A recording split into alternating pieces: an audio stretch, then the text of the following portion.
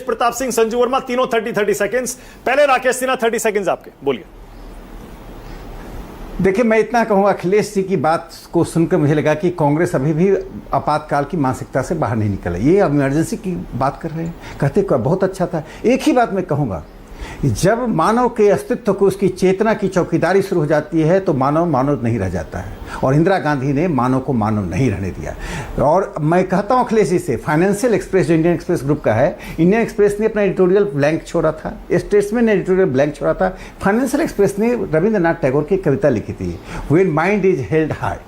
और उन्होंने लिखा था, the mind is without fear and held high.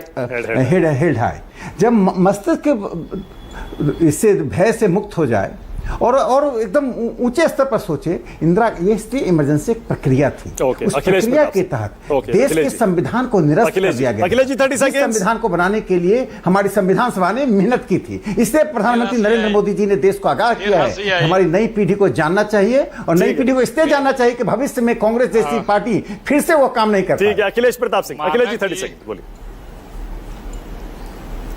मानवता का ज्ञान पढ़ा सुना, महात्मा गांधी को मारना भी क्या कहा जाए, बताने की आवश्यकता नहीं है। महात्मा गांधी की हत्या को भी लोग छोड़िए। देखिए, ये लोकतंत्र है। हिंदू कांग्रेस हमेशा लोकतंत्र में विश्वास रखती है, रखती आई है। कांग्रेस के समय अगर जनता उद्वेलित थी, आंदोलित थी, तो विजय चौक पे भी हफ्ते भर बैठने की अनुमति होती थी और प्रधानमंत्री कार्यालय अपने कार्यालय में बुला के बात करता था। दिल्ली साहब के हुकूमत में दिल्ली के 100 किलोमीटर के दायरे में भी कोई पहुंच जाए आंदोलनकारी, तो नाम बता दीजिए पिछले 14 वर्षों में कितने 100 तो मर गए दिल्ली के बॉर्डर पे किसान। सुनने के तो छोड़ दीजिए। ओके, संजू वर्मा। एक लफ्ज कोई संजू वर्मा 30 सेकंड। संजू, आपकी एक लफ्ज कोई बात करके दिखा दे। मानव जी, संजू, मैंने इनको टोका नहीं, दिस इज नॉट। बोलिए बोलिए। Thank you. मानव जी, यहाँ पर कविताओं की बहुत चर्चा हो रही है, तो मैं भी दुष्यंत कुमार की कुछ पंक्तियां कहना चाहूंगी जो प्रधानमंत्री मोदी ने कही थी लोकसभा में करीबन 1.5-2 साल पहले। और ये विपक्ष के लिए है, ध्यान से सुनिए।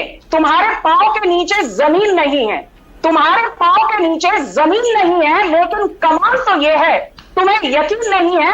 और खासकर राजकुमार भाटी जी के लिए कुछ कहना चाहूंगी। बड़ा घिसा पिटा है, बहुत पुराना है। साहब चुप हो जाइए।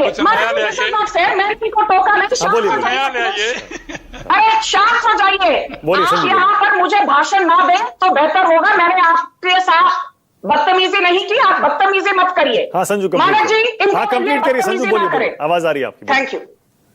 यहाँ पर राजकुमार भाटी जी ने बहुत कुछ कहा, मैं सिर्फ इतना कहूंगी, हाल ही में पिछले साल अक्टूबर नवंबर में जो बाई इलेक्शन हुए थे उत्तर प्रदेश में, 9 सीटों में से जो बाई पोल हुए थे, 7 सीटें बीजेपी और उसकी अलायंस पार्टनर्स ने जीती with a strike rate of 77%। Samajwadi party का स्ट्राइक रेट। कमाल करते हैं भाटी जी आप भी। अच्छा, लोकसभा में जीतते हैं वो नहीं लूटी होती है, हम लूटी गई। लोकसभा जीतते हैं वो नहीं लूटी होती है, कमाल करते हैं। राजकुमार भाटी जी और क्लास इन 7 में से किसी सीट पे योगी आदित्यनाथ को प्रत्याशी बनाना 27 के चुनाव में। इन 7 में से कोई और जिता के दिखा देना। खत्म करो। ओके संजू, जल्दी से या मोदी जी को बना देना अगर जिता के दिखा दो। चुप हो जाइए। हाँ, जल्दी बोलिए। आप मुझे नसीहत दे रहे थे, अभी आपको सुनने की बात है, बोलने की नहीं। थोड़ा शांत हो जाइए, भाषण मत दीजिए मुझे। बोलो बहन, बोलो। बोलिए। बहन बोलो। अच्छा, थैंक यू। कुंदर की एक मुस्लिम डोमिनेटेड सीट है जहां पर मुसलमानों की 27 में योगी जी को प्रत्याशी बनाया। आप, मेरा सुझाव ये है 7% मुसलमानों की जनसंख्या होने के बावजूद समाजवादी पार्टी की धज्जियां उड़ गई कुंदर की में और बीजेपी जीत गई। Okay, all right Sanju, time खत्म हो गया है मेरे पास। टाइम बिल्कुल